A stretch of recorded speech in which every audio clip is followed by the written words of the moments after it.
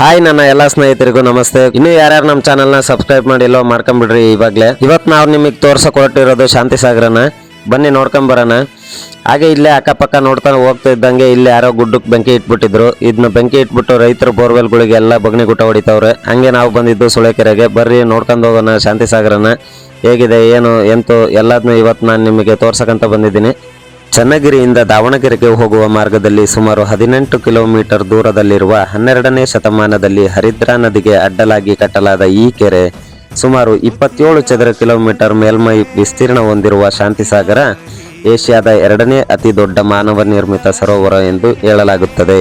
ಸ್ವರ್ಗಾವತಿ ಈಗಿನ ಕಗತೂರು ಗ್ರಾಮ ಪಟ್ಟಣದ ದೊರೆ ವಿಕ್ರಮರಾಜನ ಮಗಳು ಶಾಂತವ್ವ ಸಿದ್ದೇಶ್ವರ ಎಂಬ ಯುವಕನೊಂದಿಗೆ ಗಾಂಧರ್ಹ ವಿವಾಹವಾಗುತ್ತಾಳೆ. ಇದನ್ನು ಒಪ್ಪದ ಜನರು ಅವಳನ್ನು ಸೂಳೆ ಎಂದು ಕರೆಯುತ್ತಾರೆ.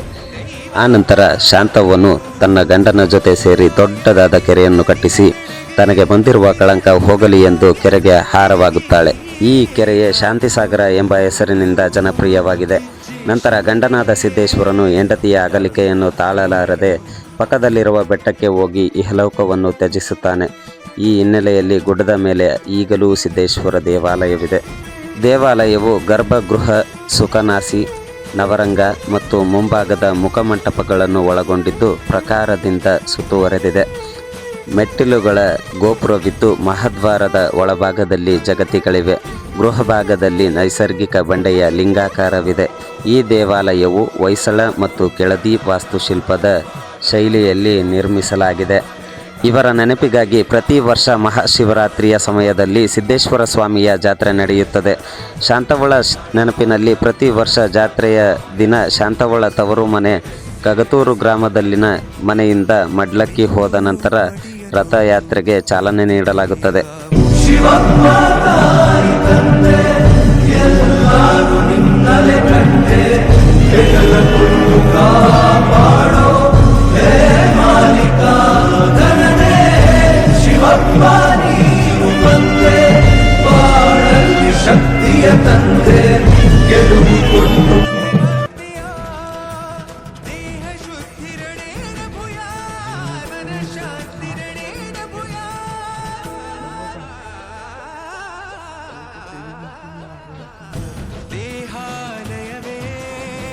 ನೋಡಿದ್ರಲ್ಲ ಸ್ನೇಹಿತರೆ, ಸ್ವಾಮಿಯ ರಥೋತ್ಸವ ಹೇಗೆ ನಡೆಯುತ್ತೆ, ಅದರ ಇತಿಹಾಸ ಏನು ಅಂತೇಳಿ ನನ್ನ ಕೈಲಾದಷ್ಟು ನಾನು ಮಾಹಿತಿಯನ್ನು ಕೊಟ್ಟಿದ್ದೀನಿ.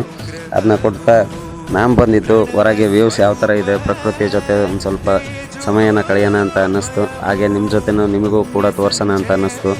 ಇಲ್ಲಿನ ಪ್ರಕೃತಿ ಹೇಗಿದೆ, ಹಾಗೆ ಶಾಂತಿಸಾಗರ ಯಾವ ಥರ ಕಾಣಿಸುತ್ತೆ ನಿಮಗೆ ಅಂತೇಳ್ಬಿಟ್ಟು ತೋರಿಸೋಣ ಅಂತೇಳಿ ಬಂದೆ. ನೋಡಿರಿ ನೀವು ಒಂದು ಸಲ.